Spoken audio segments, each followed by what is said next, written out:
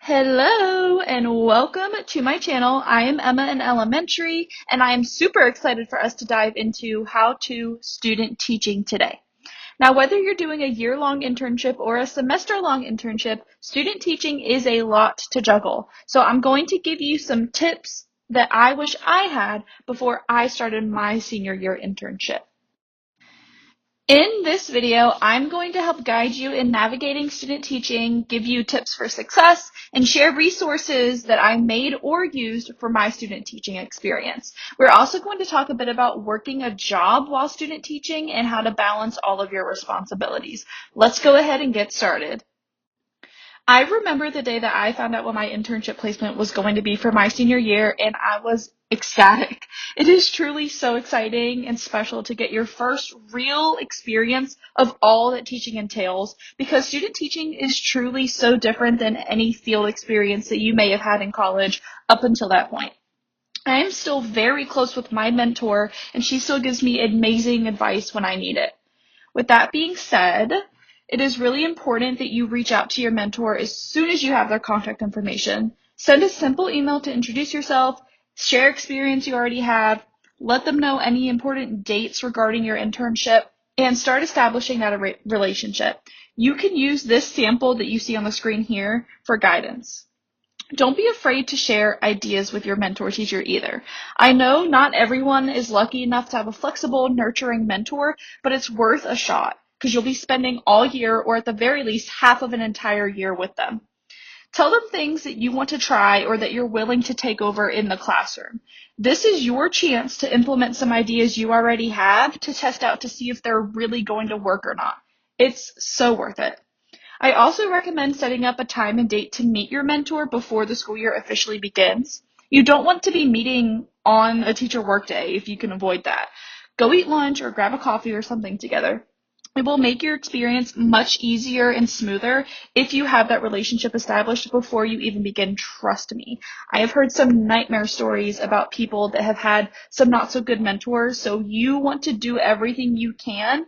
And you don't have to do it all. Maybe they're just like that and you can't change them. But it is really worth it, I promise. Once you've reached out to your mentor teacher and have started establishing a relationship with them, it's important that you begin to organize your important computer files.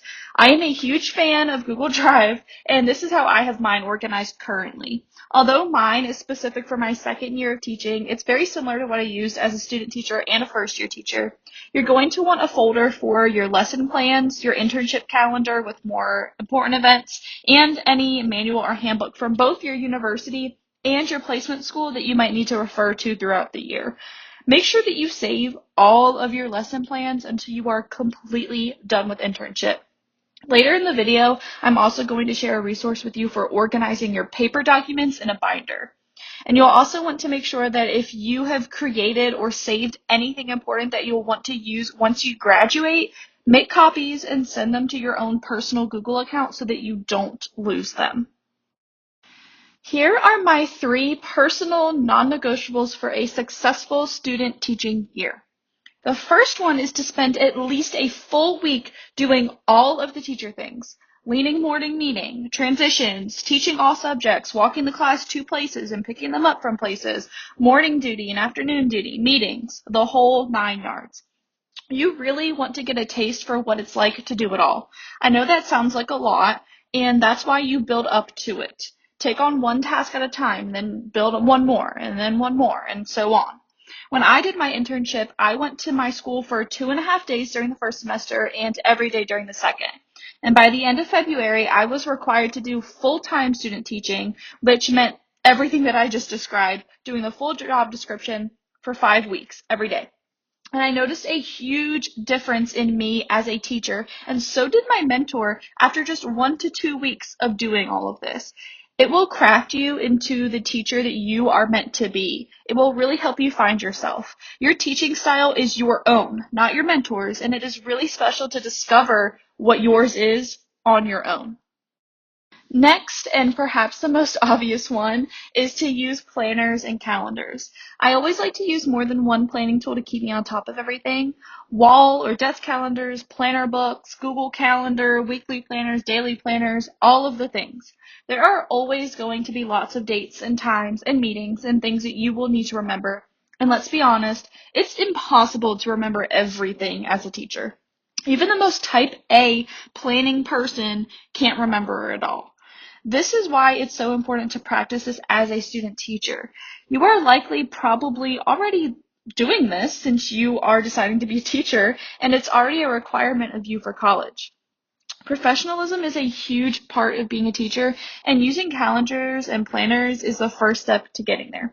You can even kick it up a notch by printing one out and having it on your computer and on your desk so that you can actually write on it. The last non-negotiable is to understand that you won't get everything 100% right all the time.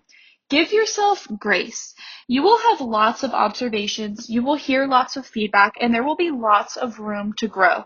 Don't expect to be this perfect teacher candidate because you are just starting out and you are learning. It is a hard job, and every teacher has been in your shoes. They've been where you are now. Every great teacher started exactly where you are. You will hear things that you need to improve on or do differently or do more of or less of or better, and you need to acknowledge that this is simply part of the process. You will grow exponentially during your student teaching experience, and that is the whole point. Take the constructive criticism with power and implement the feedback that you hear into your future lessons. It is impressive to see that a teacher candidate is taking feedback that is given to them and is really doing something about it to improve. During my first year, my principal once told me after an observation that she wished there was someone there for her when she first started teaching that would tell her what to improve on and how. Feedback is important and feedback is good. Don't take anything personal. It is an opportunity to grow. You might fail tests and have to redo things like the Praxis or PLT or EdTPA or whatever things your state requires you to do. But you can do it. Do not get discouraged. If it wasn't hard, it wouldn't be worth celebrating after the fact. It will never be a walk in the park as a teacher, but it will be the ride of your life. Hold on to that. Next, let's talk a bit about working a job while student teaching.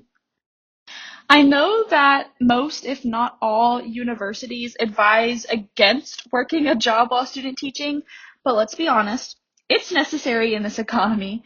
Student teaching in itself is a full-time, unpaid job, might I add, while also completing your degree and taking college courses, including doing things like EdTPA, Praxis, etc. That goes back to the importance of using a planner because it is a lot to juggle. And I hate to break it to you, but finally graduating and getting to be just a teacher is actually more demanding. Therefore, I think it's a good thing to push yourself and get that job while you're completing your internship because let's be honest, how else would we be able to survive? You're basically going to be looking like the iconic Serena Vanderwoods in here all year. All jokes aside, you will find your groove and you'll be just fine. I worked every day after school when I student taught for 2 hours a day at an after school program on my university's campus. Whatever job you get, don't do one that will take up all of your free time. You will need those hours in the evening to complete homework, lesson planning, studying, and other things. Don't forget, you need time to do your basic self-care needs and run your errands and get your sleep. Leave yourself enough time to do everything. There are only 24 hours in a day, but what are you doing with all of those hours? Plan out each hour and see how you're spending it to get the most out of your days. Of course, if working a job on top of student teaching is too much for you and you can afford to not do it, then don't overwhelm yourself. Now I want to share some great resources that can help guide you and cater to your professional growth while student teaching and even after you finish student teaching. Here are a few resources that I used as a student teacher to help me get ready for the teaching world that I am very happy to share with you today. The Beginning Teacher Talk podcast with Dr. Lori Friesen, which I still listen to even though I'm done with student teaching and my first year. because the ideas never stop flowing. One of my colleagues told me that every year there will be new ideas, which to me is part of the joy of being a teacher. Kathleen Jasper has amazing praxis resources and videos if you need to take any of those tests. I passed my praxis 7811 on the first try, if that's enough to influence you to check her out. Another podcast that I recommend and I listen to still now is the Flipside podcast. If you've ever heard of or seen Get Your Teach On, this is a podcast by the couple, the Kings, that run Get Your Teach On. I went to a Get Your Teach On conference in my first year and it was absolutely magical, and I would love to go again to another one. Both of the Kings presented and they were just so fun and engaging, as well as all of the wonderful teachers that they had presenting there. I highly recommend checking out their podcast and going to a conference or Get Your Teach On Fest if you ever get the chance to. It's like a once in a lifetime thing. Also by Dr. Lori Friesen is the Dear New Teacher, Here's Exactly What to Do book, which is a quick read that I probably read in a day or two, and it helps to really lay everything out for you and think about things that you might have not thought about previously. You can listen to the audiobook as well.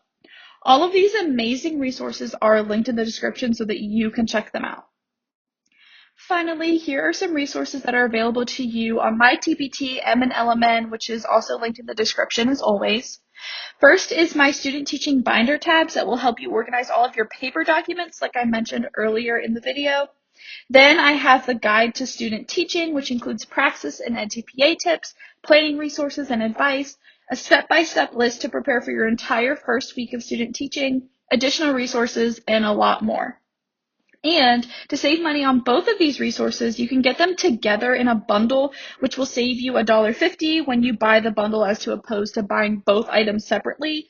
And in purchasing the bundle, you would also get an additional resource for free, which is this cute happy folder that you see here, which you can keep little things from parents and students that help you remember your why.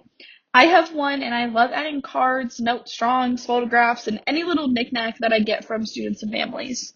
It brings me so much joy, so I highly recommend having a happy folder.